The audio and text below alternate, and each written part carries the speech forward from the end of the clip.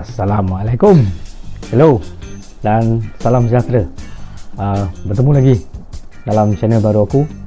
Okay, first of all, aku nak ucapkan terima kasih kepada rakan-rakan, sahabat-sahabat yang support aku on my first video. Video aku yang pertama tu, intro tu. So aku ucapkan berbanyak-banyak terima kasih dan aku harap korang boleh terus menyokong, dan aku akan cuba orang kata isi konten-konten yang menarik dalam channel ni. Tak lupa juga kepada rakan-rakan dan sahabat yang menyambut Tahun Baru Cina, aku ucapkan Kong Hei Fat Choi Ampau Lai. Okey, nak tanya ni, apa status anda? Status apa? Status Asina? Bukan status Asina. Status yang aku maksudkan ni status dalam hidup. Maknanya, adakah anda seorang bujang? Adakah anda seorang yang sudah berkahwin? Adakah anda seorang janda? Dan mungkin juga anda seorang duda. Okey, untuk orang bujang, dan aku pastinya memang menantikan saat-saat indah dalam hidup lah. Maknanya berjumpa dengan kekasih hati ataupun teman hidup. Teman hidup itu yang lebih tepat kan, bukan kekasih hati. Kasih ni kadang-kadang yang playboy ni kan, asyik tukar je kan. Okey, yang lebih tepat teman hidup. Mendapat, orang kata bila jumpa teman hidup, dan korang akan menantikan saat-saat untuk berumah tangga tadi. Orang kata satu benda yang indah lah dalam hidup kan. Semua orang kalau orang bujang kan, pergi mana-mana mesti orang tanya korang kan, bila nak kahwin kan bila dah kahwin, soalan lain pula kan. Okey, yang kedua tadi statusnya orang yang dah berumah tangga. So kalau yang dah berumah tangga ni maknanya dah ada tanggungjawab, dan orang kata siang malam pagi petang tu apa pun untuk keluarga lah, betul. Tapi ada juga orang kata dulu lah dia orang cerita geng-geng GTB kan. Apa benda GTB tu kan? Geng takut bini lah kan. Tapi aku rasa sekarang ni dah kurang kot geng-geng GTB ni, sebab dia orang dah pandai lah kan. Kona baring, kona sagat kepala, sagat siku semua settle, semua boleh keluar kan. Janda mana? Itulah, bila sebut janda je korang dalam kepala dah bukan-bukan lah kan. Astaghfirullahalazim, jangan, tak baik. Okey, untuk berstatus janda ni kan, yang mana-mana kat luar tu pun kan, boleh tolong subscribe lah channel aku ni kan. Kita kongsi-kongsi cerita, tak salah pun kan.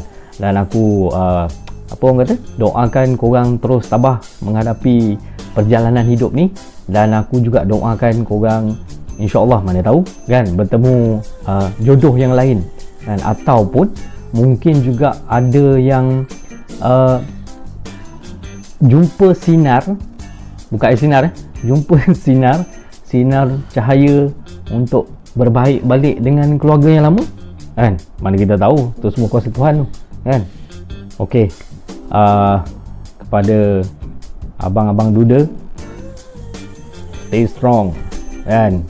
Kita orang jantan kan, apa ada hal kan. Tak boleh satu, kita dua. Tak boleh dua, kita tiga. Tak boleh tiga, kita empat. Tak pun empat pun tak dapat.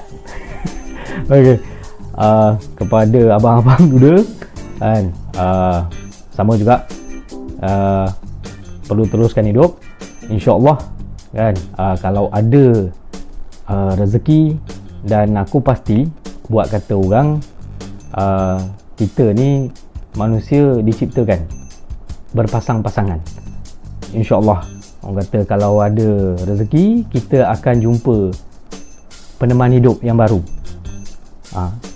Sebut pasal peneman hidup yang baru ni, tadi kan aku cakap yang janda-janda tu, cubalah cari kan. Mana tahu boleh seiring sejalan kan, seiring dan sejalan. Mana tahu kan, boleh cuba. Okey, begitulah lumrahnya kita hidup di atas muka bumi ciptaan Allah Subhanahu Wa Taala ni. Ada yang bernasib baik dan ada yang kurang bernasib baik. ada juga rakan-rakan kita yang berstatus bujang terlajak.